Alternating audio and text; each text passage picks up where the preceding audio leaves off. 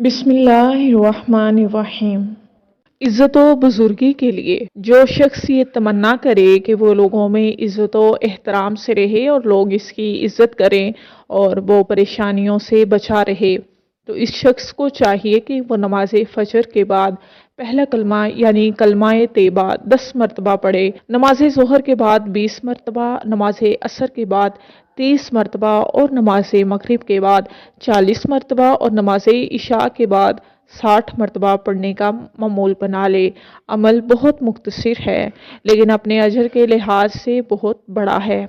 इस पर अमल करें और इसकी बरकत से फ़ायदा ज़रूर उठाएं। इसकी बरकत से दुनियावी मसाइल भी हल होते हैं और कब्र की ज़िंदगी भी बनती है, क्योंकि तमाम अज़कार में अफजल ज़िक्र कलमा तैयबा को कहा गया है।